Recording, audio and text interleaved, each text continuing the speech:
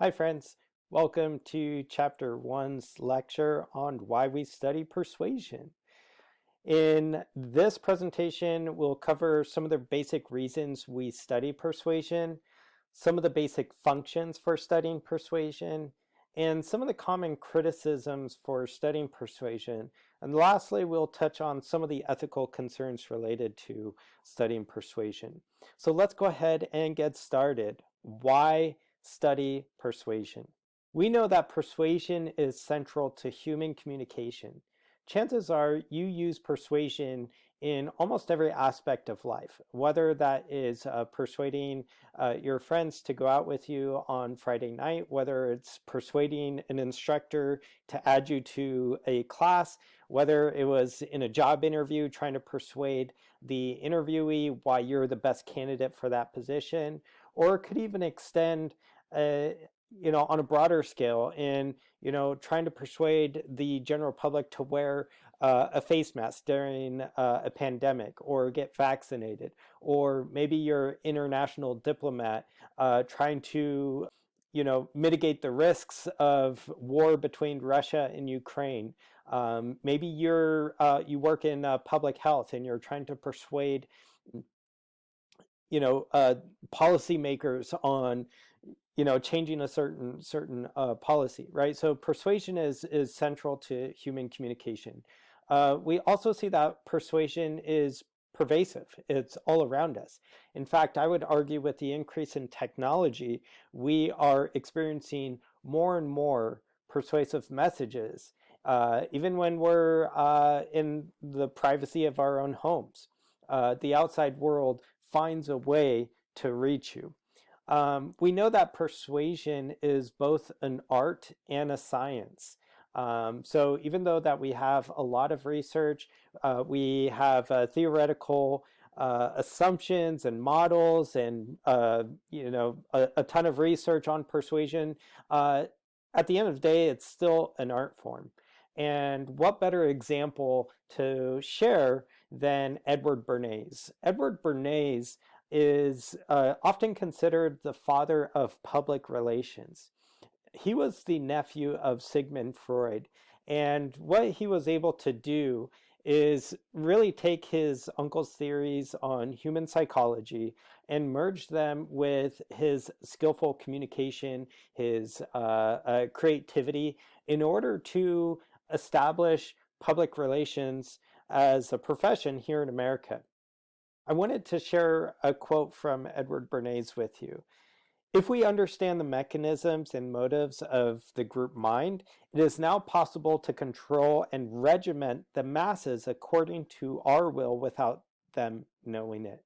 So this was his whole idea and approach. Witnessing the ramifications of Nazi Germany during World War II, a lot of scholars like Edward Bernays was concerned with public opinion, controlling the masses in order to prevent another Holocaust type situation, to prevent future genocide. And so they were really concerned with, okay, how to control the public so that that can fit good motives. Now, obviously, these individuals, especially Edward Bernays, saw an opportunity to monetize their skill set. And we see that with the picture up here. Edward Bernays was able to successfully address the stigma associated with women smoking in public during this time period. And he was able to do that by essentially researching the values, the attitudes, the beliefs related to a cigarette and what it means to smoke in public. And what he found was that, and obviously during this time period, there's gender inequality when it comes to behaviors and how to behave in public. And for women smoking in public, this was considered taboo, primarily because the cigarette, according to again, this is the focus group research according to Edward Bernays, the research he collected. The cigarette represented the male penis. And what better way to combat gender inequality than for females to smoke in public? And so the way that he was able to successfully address this social norm and change it was through first and foremost researching the attitudes and the beliefs associated with smoking, but he was able to stage this protest in which he identified a women's march, hired a group of women to pretend to be debutantes and to light up cigarettes at a given time within this march. And he told these group of women that these are not cigarettes. They are actually, in fact, torches of freedom. They're a symbol of, eradicating the oppression from society. Um, Edward Bernays then reached out to journalists, to the major newspapers, and provided them with an anonymous tip saying that there was going to be a group of women at this protest march, and they were going to light up cigarettes, and they were calling them torches of freedom. And so essentially, he created this environment where he was merging ideology with behavioral practices, and then providing an opportunity where that event would get media coverage. And the following day in the newspapers, it was in big letters, torches of freedom, women challenging, gender norms or whatever. And so at that point, Edward Bernays was successfully able to increase tobacco sales for the major tobacco company that hired him to do so. So we see again, I'm not saying that his motives were ethical or unethical, or the way he went about doing this is good or bad, or moral or immoral. That's besides the point. The point is that persuasion is both an art and a science. We see from Edward Bernays' research and his long career in public relations that persuasion is a powerful tool that often has negative associations with it, but also has the potential for great positive effects. So another reason why we study persuasion is because persuasion is constantly growing and changing. So just think about all the different types of persuasive messages or campaigns the book talks about. Word of mouth. Traditionally, you would be persuaded by someone who, recommended a product. Now we have the electronic word of mouth, social media buzz. We have sponsored content, paid endorsements for mentioning a brand or product. So we're tapping into celebrity advertisements. We have native advertisements. These are ads that are essentially posing as news stories. We see in the digital realm, like social media, this opinion mining and sentiment tracking. And this is where, companies, organizations are really trying to identify trending topics via, some sort of demographic quality or, quantitative variables such as how many likes a tweet gets, or how many shares a reel on Instagram gets, or how many profile visits, right? And so forth. We also see things like the Apple Watch using gamification, which essentially uses game theory to make boring tasks into a game or a competition, right? So instead of, doing the boring task of, keeping in shape and walking and running, now it's like, if I do that, I get a notification saying, hey, you get this award for doing X amount of exercise, right? We often see this gamification incentivizing some sort of behavioral change, right? That's a persuasive message. We see crowdsourcing and crowdfunding, and then of course persuasive technology like these fitness apps and smartwatches and wearables that are tracking again, all sorts of data in order to make more accurate predictions in how to change people's behavior. So we know that persuasion is a tool.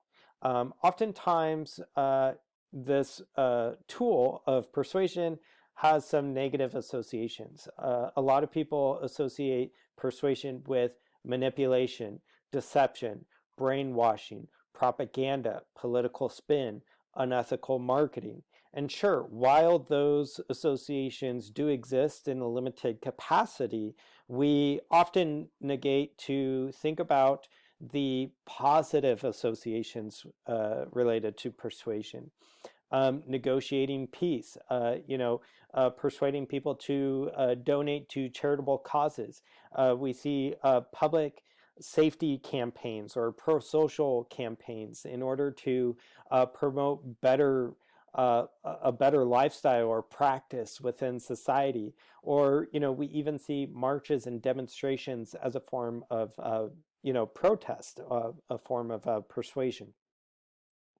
So, when studying persuasion, it could be daunting at first to think about, like, how do you, research or read about or learn or even start practicing how to be more persuasive.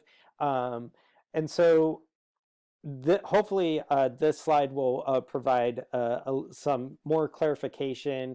Obviously, this is very simplistic, but essentially, when we research persuasion, we're really interested in these basic questions. Who says what, in which channel, to whom, with what effect?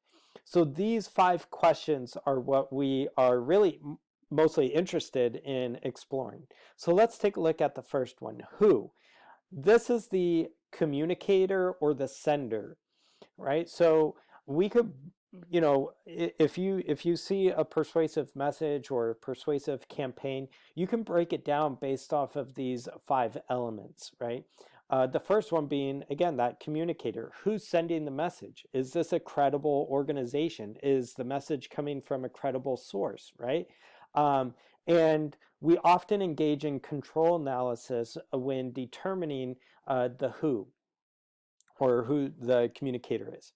The next question we're interested in when researching persuasion is, what do they say, right? And so this element is the message, right? What is the message? And when we explore and research the message, we often use this content analysis where we're analyzing the content of the message to figuring out, is the language appropriate? Is the content persuasive enough? Because again, what you say in a message does matter. The next question is, in which channel? The element related to this question is the medium or the modality or the mode or the channel. It's just the means by which we send a message. We know as scholars that the medium that we select to send a message has an impact on how that message is interpreted, right? So think about how you're consuming this lecture, right? This is a recorded asynchronous type lecture where I'm just standing here by myself talking to a camera, which creates the illusion that I'm engaged in conversation with you, right?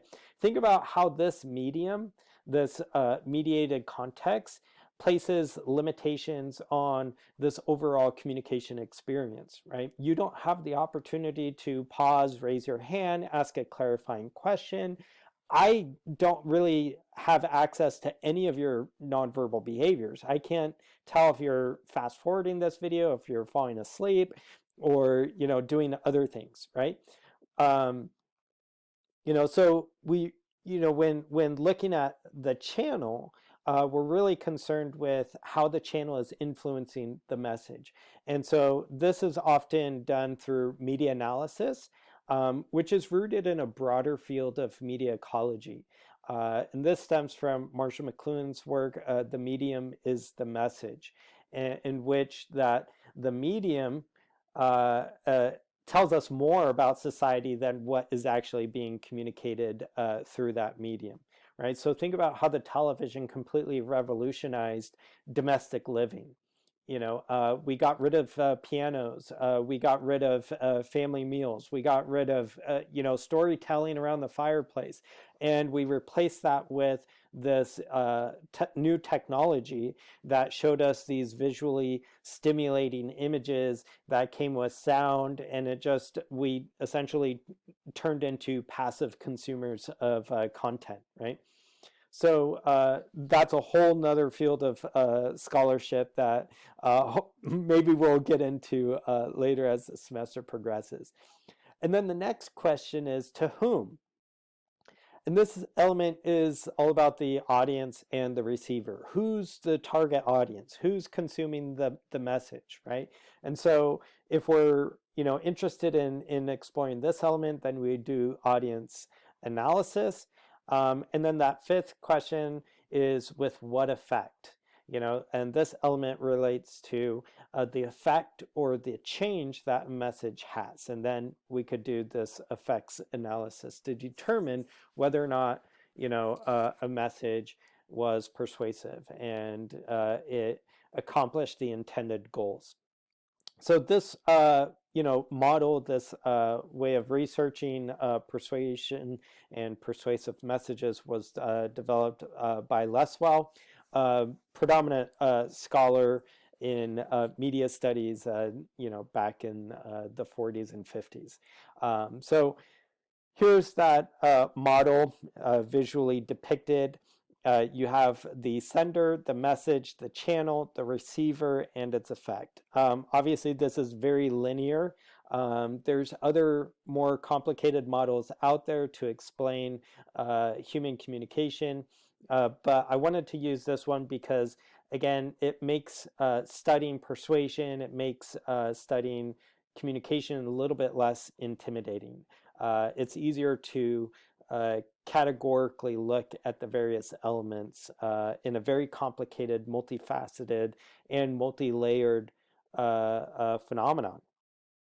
So let's go ahead and jump into section 2, the functions of studying persuasion.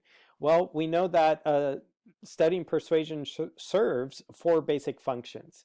The first one is the instrumental function, which essentially enhances students' ability to use persuasion effectively and appropriately. The second basic function is the knowledge function. So by increasing our understanding of how persuasion works, we learn not only more about ourselves, but also how the world works around us. Typically, we're unaware of how our own behavior is being crafted or shaped for us through persuasion.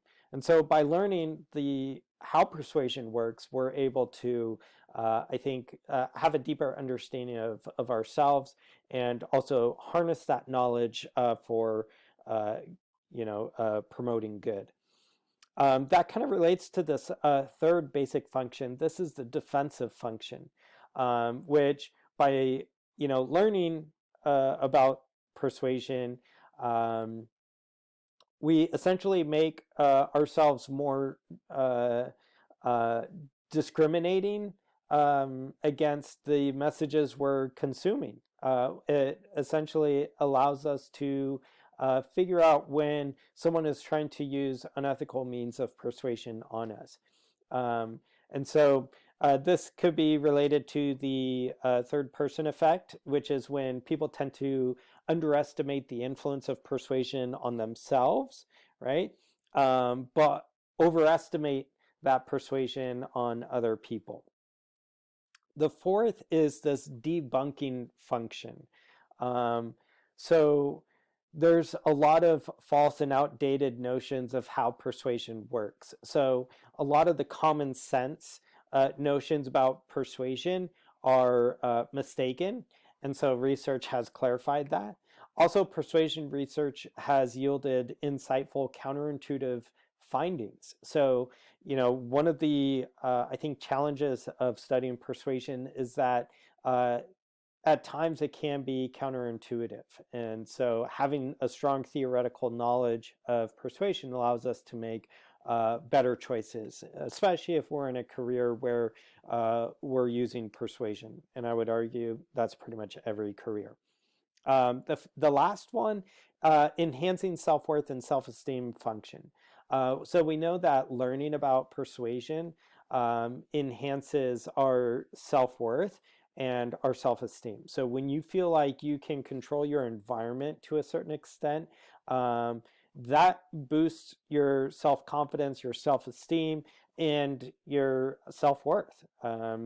You aren't at the mercy of your environment. You aren't just being manipulated or influenced by whatever is out there trying to get you to do whatever they want, but you essentially create a sense of agency and control of your environment.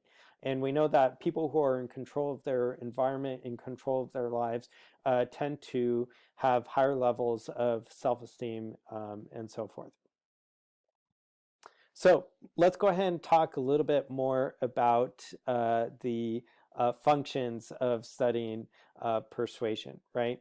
How to go viral, right? So how does persuasion work, right? So we talked about one of the basic functions is that knowledge function, learning about the ins and outs of persuasion. Malcolm Gladwell developed this tipping point theory, which focuses on explaining how an idea goes viral. And essentially, an idea goes viral based on the law of few, the stickiness factor, and the power of context. So let's go ahead and look at those three elements and the subsequent information below those elements. So the law of a few. These are trendsetters. So according to Gladwell, there are a select few individuals who are setting the trend for us. How does that happen? How do trendsetters set a trend in motion? Well, there has to be these three categories of people. First are the mavens.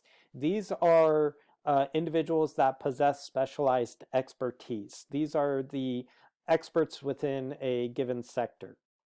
They're making groundbreaking discoveries. They're the thought leaders. Next, we have connectors. These are people who have a large social connection, and they're connected with the mavens. Connectors take the ideas of the mavens and then spread it through their following. So think about social media influencers. Some of the major popular social media influences out there, right?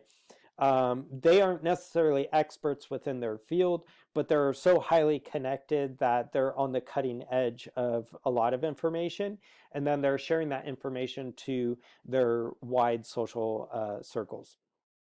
The third are salespeople. These are just everyday people, I would argue, like you and me, who consume information from social media influencers, and then we take those ideas and then we share amongst our small social circles, right, through interpersonal settings.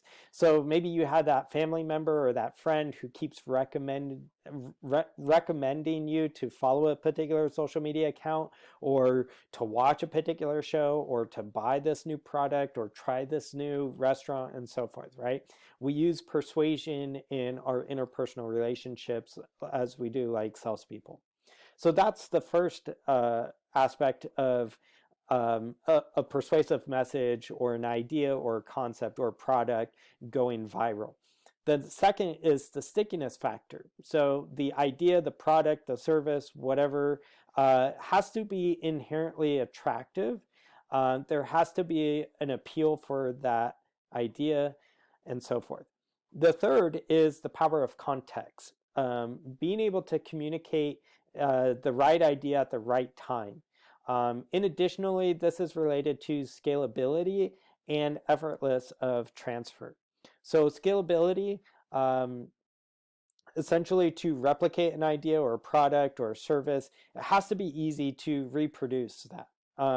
Effortless of transfer relates to how easy it is to share or circulate that information.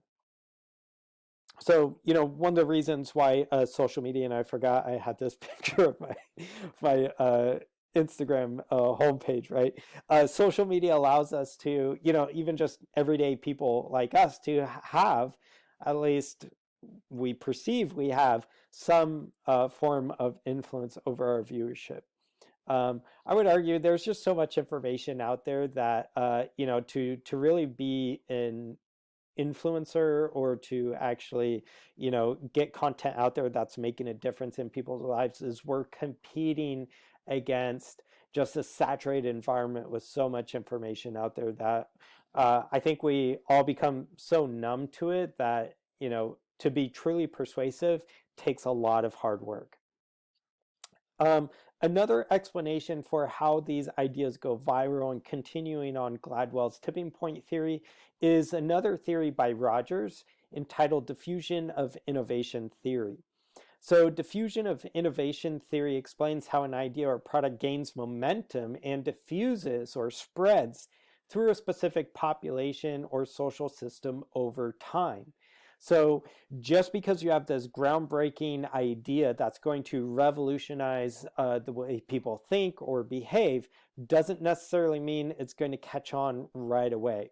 In fact, most innovations follow this natural bell curve of adoption in society. So, in order for this to work, Rogers suggests that there has to be first an innovation. Second, there has to be people who are intrigued by this innovation and are adopting it into their lifestyle. Third is some sort of form to communicate. So, having a communication channel.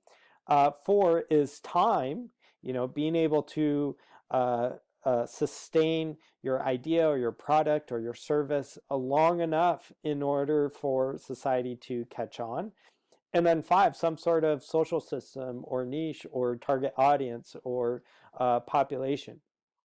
So research has used diffusion of innovation theory in multiple studies. And so findings suggest that early adopters, those who really embrace change and want to try new products and services and, are willing to accept new ideas, have different characteristics than people who adopt later. And so we see this again, this natural bell curve. And this tipping point is right between the transition from growth between early adopters and the early majority. And so think about cryptocurrency, for example, and how this has taken place. More specifically, Dogecoin. So Dogecoin, was developed a couple years ago. I hadn't heard of it until like 2020. But Elon Musk got a hold of it. He was an early adopter. Blew it up by tweeting about it, reaching out to his, wide following. And then what we saw was that he was pumping it so much that it gained in popularity that, people like myself saw all the hype on social media and we bought into it, right? And then eventually we see that the late majority, like Coinbase as an exchange platform, finally got around to, hosting this Dogecoin cryptocurrency on their platform.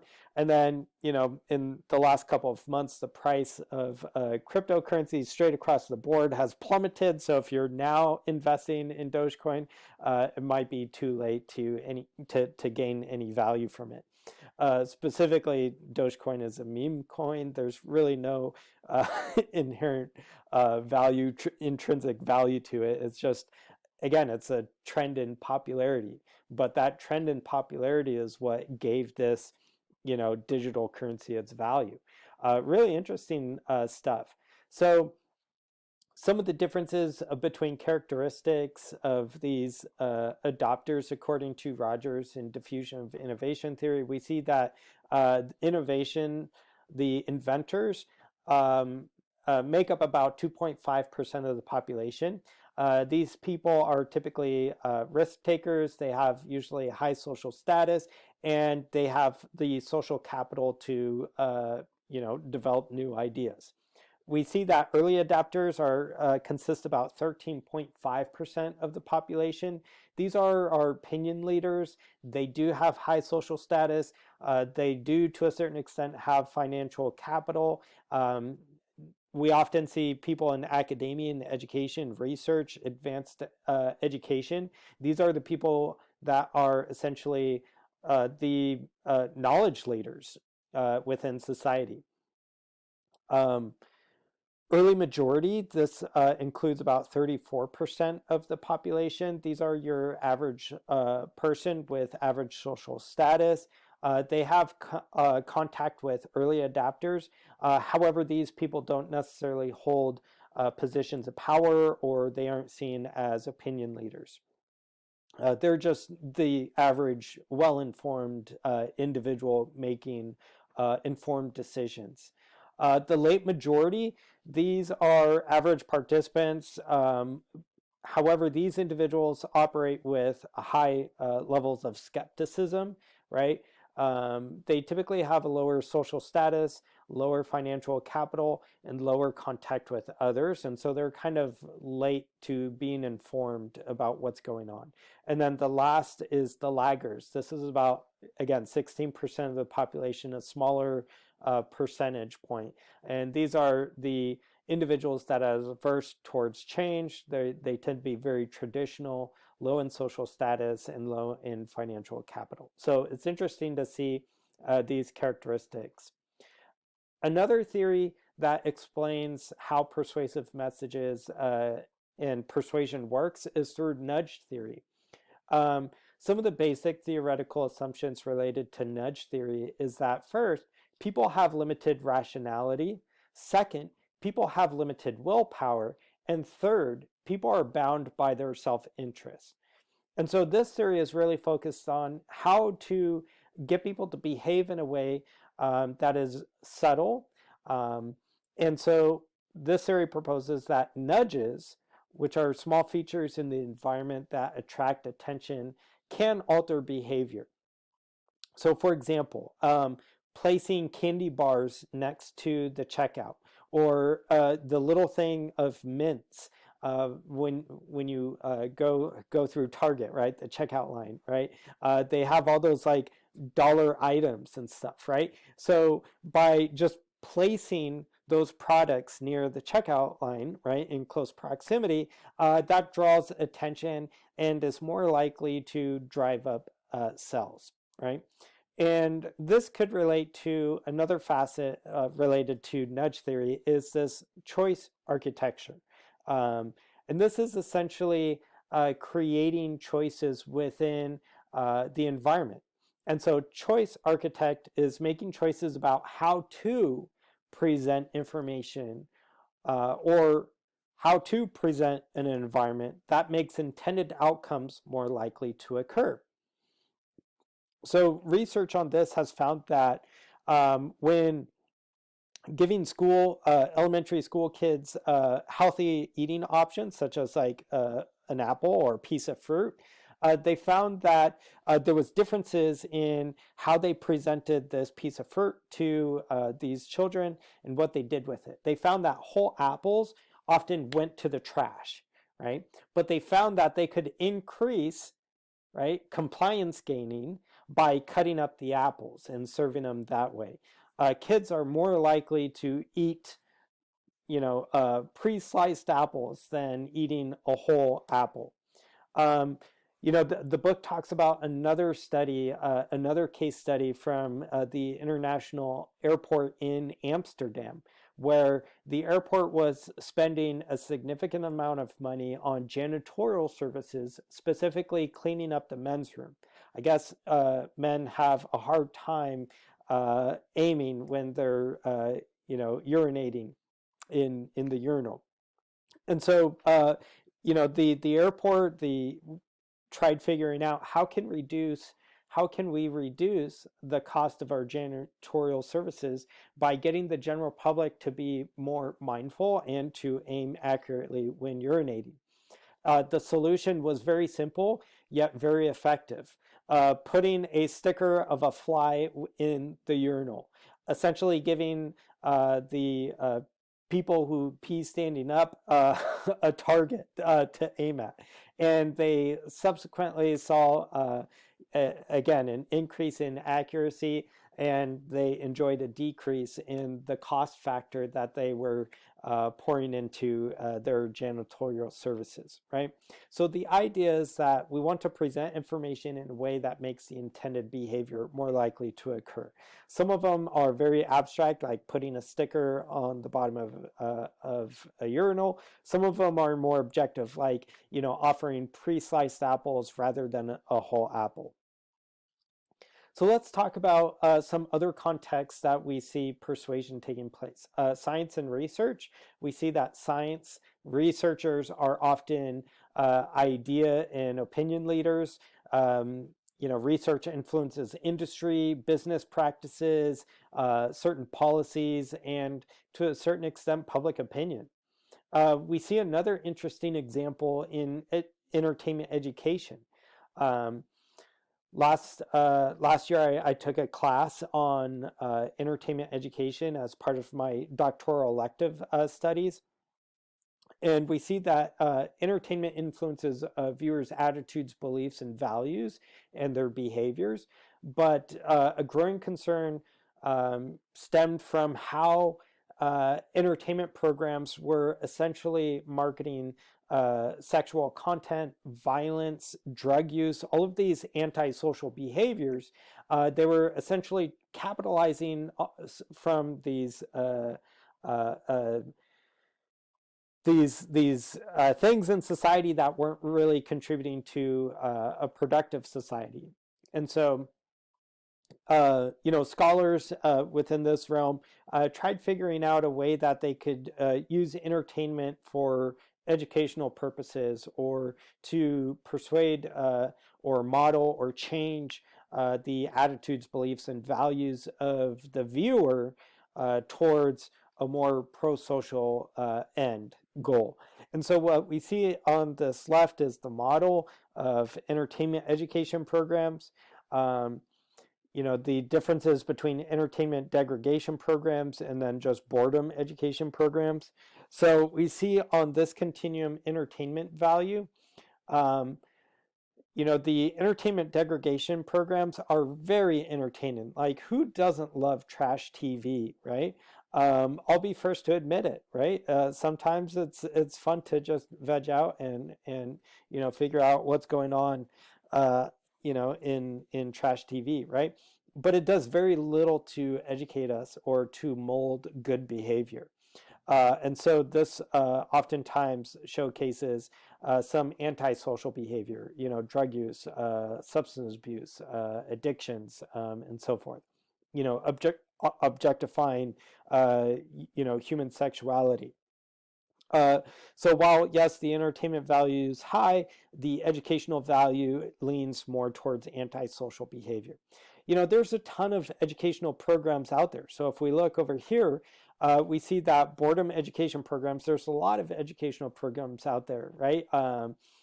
That really do promote pro-social change in society, promoting literacy and education and curiosity. But I don't know, the last time you've watched a documentary, if it wasn't appealing to you, it probably had low entertainment value.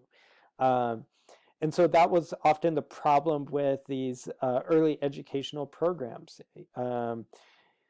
So the idea is trying to merge these two conditions, creating content that is highly entertaining, but also creating content that shapes society for beneficial purposes. And so we could look at Bandura's social learning modeling theory to explain how this is done. So if we see maybe our favorite celebrity in a role making certain decisions within the show, then we're more likely to be influenced based on that that modeling that's taking place, right? And so this is gets super complicated and layered, because first and foremost, how do we allow celebrities or people on the screen to influence us? Usually that happens if we develop a parasocial relationship with these individuals or people in entertainment that align with our beliefs, our values, and so forth, right? We're more likely to listen to them, to model their behavior. So we could, again, spend an entire semester learning just about this one particular aspect of persuasion, entertainment education. But we see that, in other forms of media like the arts, music, painting, cinema, all, try persuading us of something. We see non-obvious forms of persuasion like prayer, or recovery centers like a 12-step program, or even panhandling as a form of persuasion. So let's go ahead and jump into section 3, criticisms of ethics. Again, there are a lot of negative associations associated with persuasion. The first one is teaching persuasion is teaching manipulation. This is a common criticism that we often hear, and you can tell by the rebuttals that this criticism isn't warranted. Rebuttal number 1, research focuses on the means of persuasion, which is amoral, rather than the moral, immoral aspects of persuasion, right? So we are focused on the means by which a message is persuasive. The rebuttal number 2, persuasion is a tool, right? Morality and ethics are rooted in how objects are used. So, for example, persuasion as a tool is amoral, right? It's just a tool. What gives it its morality is how people use persuasion, right? So, sure, you're learning about persuasion. You could totally use it to manipulate the people around you. Now, I don't know, have you ever felt manipulated? Have you ever felt duped or deceived or lied to? How did it make you feel? Chances are not really good. In fact, it probably violated trust between you and the person doing the manipulation. So yeah, you're learning about these things, but we are wanting to use it for good. Just because persuasion is a tool and we decide to use it for bad purposes doesn't make persuasion a bad thing, right?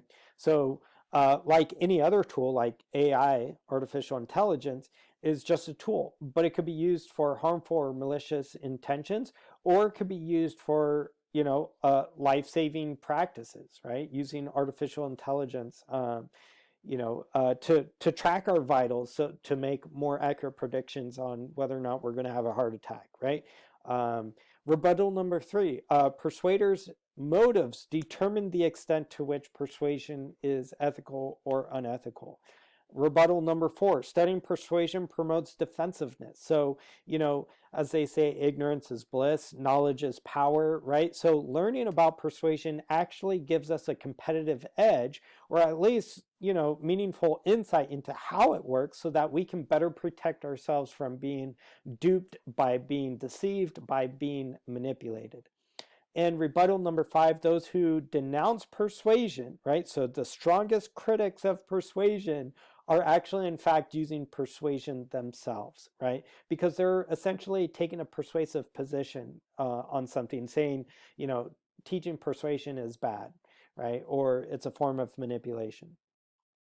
The second common criticism that we often experienced, this has to do more with the academic side, the research side of things, because a lot of research findings are overly qualified. So just because we see a connection between two variables doesn't necessarily mean we can make sweeping generalizations that this happens and it always will be. Theories constantly change. And that's, again, another challenge associated with studying persuasion, is because what worked previous to social media might not work anymore these days, right? But research can be overly qualified. we often see a lot of contradictory results in research too. And so these are some legitimate criticisms to address. First and foremost, human behavior is complex, multifaceted, dynamic, and layered. So it doesn't matter if you're studying persuasion or other social psychology or communication, or if you're studying, biology and all this, like, you're going to experience some variations in results that you get from, your experiments and your studies and your research, right? We know that, persuasion is in large part situational. It's contingent on the situational factors. So while yes, there are some contradictions, while yes, we make sometimes overly qualified assumptions about persuasion, it's, we can expect some variation, and the more we know about it, the better our predictions can become. The second rebuttal, number two, many qualified generalizations that we have today, so like the textbook you're reading now, is rooted in empirical evidence, in scholarly research.